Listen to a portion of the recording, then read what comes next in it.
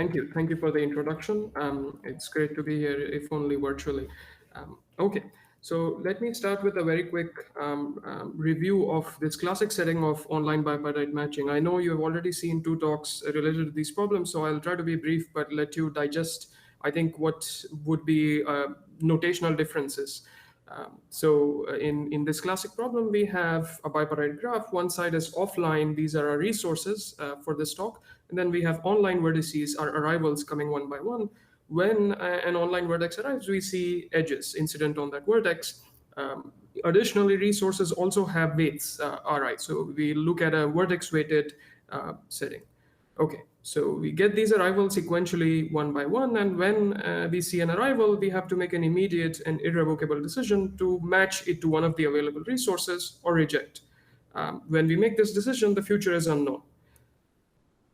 So the main goal in this setting is to try to maximize the total rewards, and we really want to design algorithms that do well in comparison to offline solutions that know the entire instance in advance.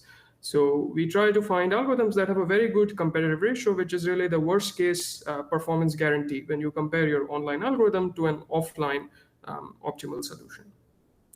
Okay.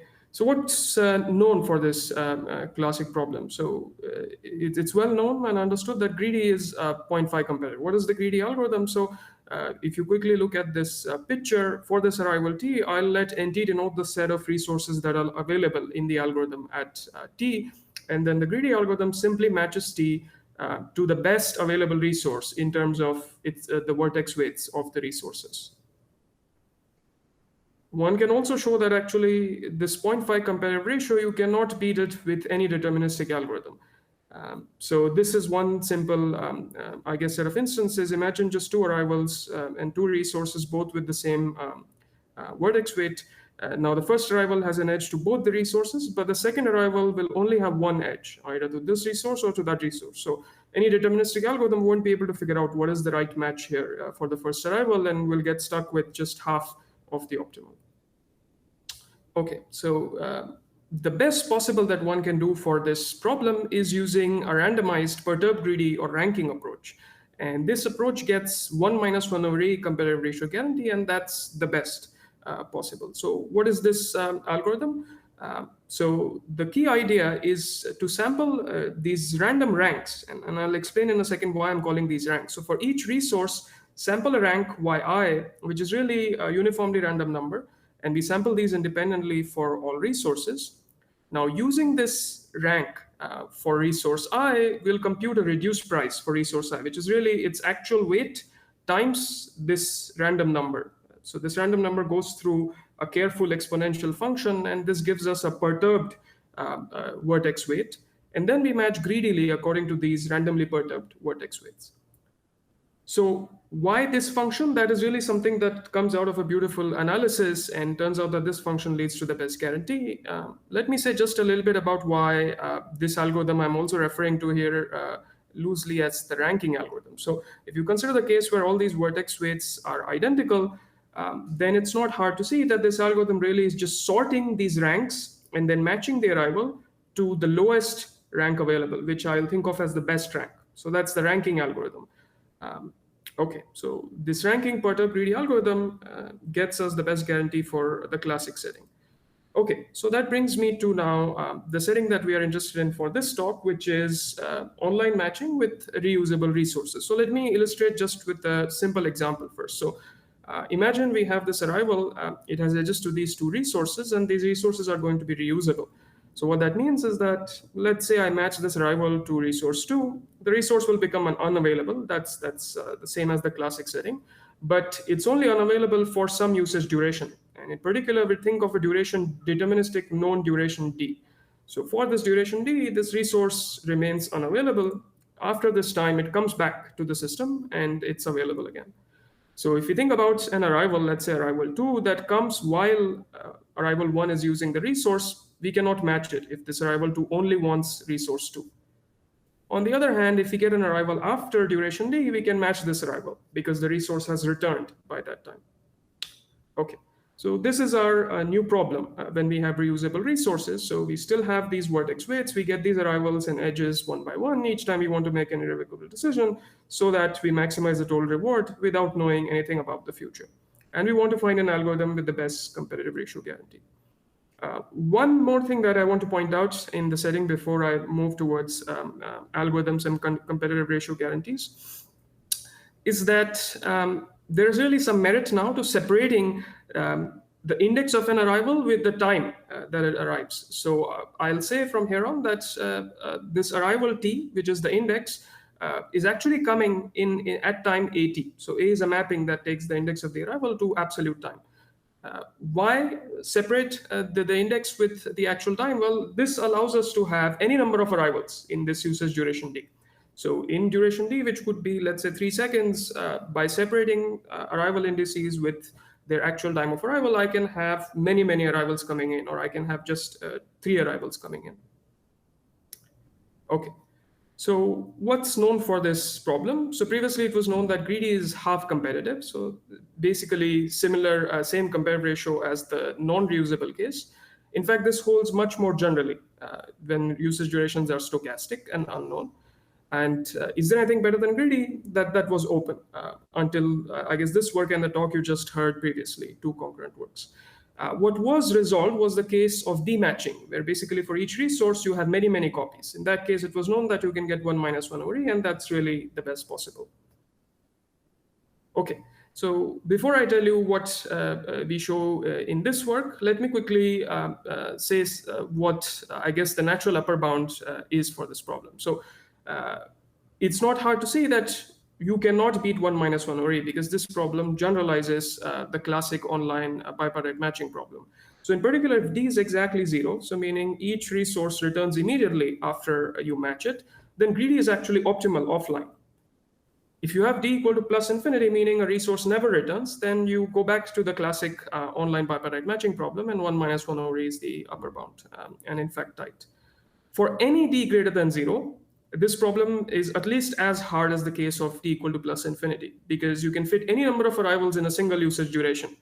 And therefore, you can fit a hard instance for online matching within any non-zero duration d. Okay, so we know that naturally we cannot beat 1 minus 1 over e, and half is what we have previously. So the question is, can we do better than half? So in this work, we propose the following algorithm. It's a natural generalization of the ranking or perturbed greedy algorithm. What does this algorithm do? So this algorithm will say that I'll sample independent ranks for each resource, but I will keep pulling fresh samples. So periodically, every d time units, I'll pull a fresh sample independently for each resource. So this is the periodic part, and this pulling new samples is the re-ranking part. So I'll periodically re-rank resources. Using the rank, I'll compute reduced prices, and then I match greedily using this perturbed weight. So it's just taking the perturbed greedy algorithm and resampling the ranks periodically. So this natural algorithm, we show, gets 0.589 comparative ratio guarantee for the online matching with reusable resources problem. Okay, so let me say a little bit about why we do these 2 modifications to the algorithm. Why do we re-rank, and why periodically?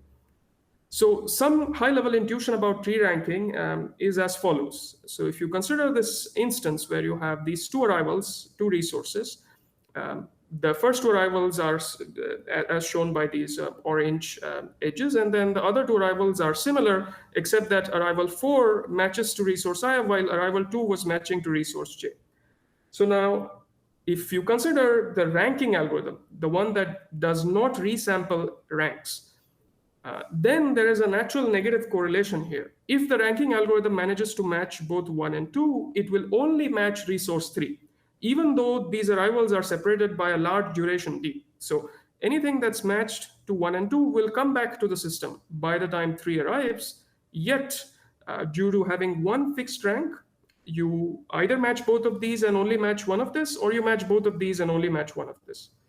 So now, by itself, this is not really too bad. I mean, this is not proving that the ranking algorithm will not get 1 minus 1 over e, but this kind of negative correlation makes it very challenging to analyze in general. So clearly, if we re-rank resources, so in particular, if we re-rank resources every d time units, we won't have this negative correlation. Okay, so the question then is, how frequently do we re-rank if you want to look into re-ranking algorithms? So if we re-rank at every single arrival, this is known to be 0.5 competitive, even for non-reusable resources. So periodicity is nice in the sense that it only maintains the ranking it only re-ranks every d time unit. So for any d time duration, inside of that, it maintains one single ranking. It only ranks after the d duration has passed. So it's not too frequently re-ranking.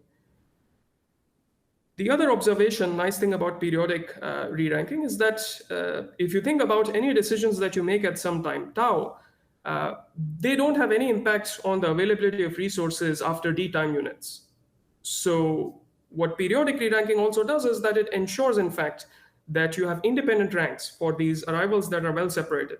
So you get some independence in decisions, which makes it more tractable to analyze. Okay, so in the remaining time, let me say a little bit about how we think about proving this guarantee of 0.589. So we'll use this very nice general technique of Devanu, Jen Kleinberg, and also for bookbinder Jen and Naor, which is the primal dual method for showing guarantees for online matching in the following way. So we have the offline algorithm, we have some LP upper bound on it, and then we use weak duality to show the comparative ratio guarantee. So we basically turn the problem using weak duality into finding a feasible solution for a linear system. In particular, if we can find values lambda t and theta I that are non-negative and satisfy these constraints, then using weak duality, we have an alpha competitive ratio guarantee for the online algorithm ALG that we are considering.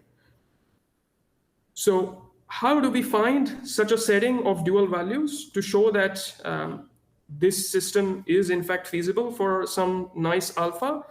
So this is the gain splitting idea from Devanu, Jen, and Kleinberg. So we'll initially start by setting all variables to 0. And then anytime that our algorithm makes a match, algorithm is randomized, so we'll introduce these random variables where we basically split the gain into two parts. So when the algorithm makes a match IT, we get a gain of RI. We'll split that RI into these two parts. So we'll define a lambda t, which is a function of the random ranks y, and this is the reduced price of t. This is exactly the same as the reduced price of the resource t is matched to. The remaining portion of the gain Ri goes to theta I. Now, the splitting ensures that the sum of these two quantities that we set is always Ri, and that will handle one of the dual constraints that we are interested in satisfying. The final dual setting is just an expectation of these random variables. So what Devanu, Jen, Kleinberg showed that with this setting, these final expected values will satisfy the dual with this alpha 1 minus 1 over E approximation. Okay, so one can take that approach and immediately think about there's a natural LP for the online matching with reusable resources problem. So one can take its dual and immediately start thinking about applying the idea here. So in particular, for our problem, if we can find a feasible solution to this dual system, we have our desired guarantee. So the main thing to note in this system is really that these dual constraints for every edge now have one lambda term, but have many, many theta terms. So in fact, for each resource I, we have a bunch of theta terms. And this constraint for edge IT has a theta term for arrival t, but also going up to an arrival that is up to d units after arrival t. Okay, so keeping this new constraint in mind, there's a natural way to set the dual. So we'll follow the same high-level approach as DJK. And when our algorithm periodic re-ranking makes a match, we'll split the gain into two parts. The main thing really to note is that now we have a bunch of options. When we split the gain, which theta variable do we give some of the gain to? So I claim that the natural way to really split the gain is to really give all the gain that you get here for matching IT to the theta variable that is exactly d units away from the arrival of t. So that allows this theta to really have an impact on the maximum number of edges possible.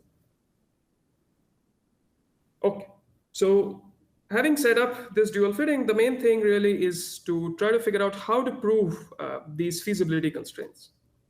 Okay, so the key idea that Udwani and Kleinberg used to show a dual feasibility is it's a randomized algorithm. You need to evaluate complicated expectations. So fix a bunch of things and evaluate expectation only by varying very few things. So in particular, let's fix some edge IT and try to show the dual feasibility constraint for that edge. And let's condition on or fix all the ranks except the rank of I at T. So all the other ranks for all other resources and for resource I are all fixed. We'll only try to understand expectation of our constraints or terms in our constraints by varying this single rank. So what can happen if we try to do this kind of analysis is basically that you might have that I was matched just prior to the period in which T is in, and therefore I is unavailable at T. And you can change YIT all you want, it won't really change much at arrival T. So this analysis where you fix everything but one rank doesn't really lead to anything useful. So natural step forward is, well, let's think about two of the ranks of resource I. So we'll still keep everything fixed except these two ranks of resource I. So these red points are the re-ranking points, and T is in this period where we have, let's say now, a rank Y2. And we'll also now start looking at the rank of resource I in the period just prior to T. So that's Y1. So we'll now see what happens as we vary Y1, Y2, instead of just varying Y2. Okay. So for the moment, let's keep Y2 fixed and see how the availability of resource I changes as we change Y1. So when we have Y1 equal to 1, it could be that I is not matched to anything here, because when Y1 is 1, I really has the worst rank in this period of all resources, and therefore it's available at T. As you lower Y1, I's reduced price improves, its rank improves. So it could get matched to something in this period. And in particular, it could get matched to something such that it becomes unavailable at T. But as you reduce it further and take Y1 closer to 0, you might find that I is actually matched to something that is very early in the period prior to T, and therefore it's still available at T. Rajan, if you can wrap up quickly. Yeah, yes. Thank you for the reminder. So one can actually use this and give this sharp characterization that as you vary Y1, you will really have three zones. One zone in which I is not matched and available at T, one in which I is matched and unavailable, and finally when Y1 is really low, I is matched and available. And for two of these zones, one can then vary Y2 and show that the analysis similar to DJK will lead to something interesting. And then really the case that needs some more thought is this one, where I is matched but unavailable at T. And since I'm out of time, I'm happy to take some questions about this offline, but one can show some useful, interesting structural properties even in this zone, and combining everything, you get the 0.589 guarantee. Okay, so to summarize, we basically give a natural new algorithm that generalizes the ranking algorithm, a periodic re-ranking algorithm, which gets a 0.589 guarantee for online matching with reusable resources by generalizing the randomized primal dual approach of Udwani and Kleinberg. And you just saw another talk which uses a very different, interesting technique to get also a bound that improves on greedy. Okay, so there are many open problems in this space, and in particular, in the interest of time, the one that I think is the most general is what is the best possible comparative ratio guarantee when durations are stochastic, unknown, uncertain durations. Because past work mostly focuses on this setting, and that's the hardest setting, but there are, of course, steps that you can take before that. All right, so I'll leave you with the slide that has some of the recent work. There's been a lot of work in this area recently. And I'm happy to take questions if I have any time remaining. Thank you. All right, thanks.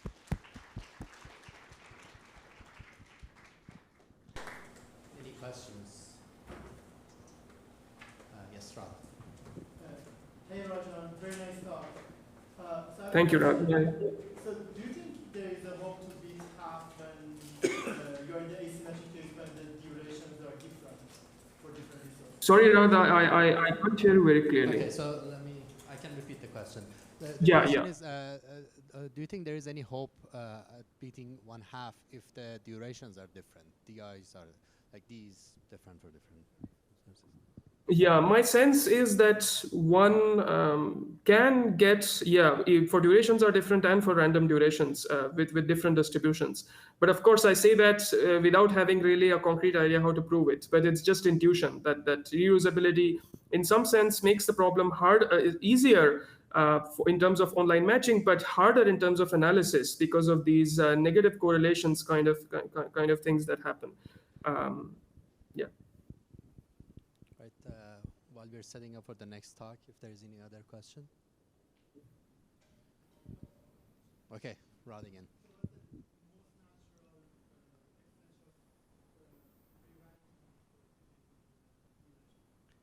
Right, so the question is, what is the most natural generalization of re-ranking when the durations are different?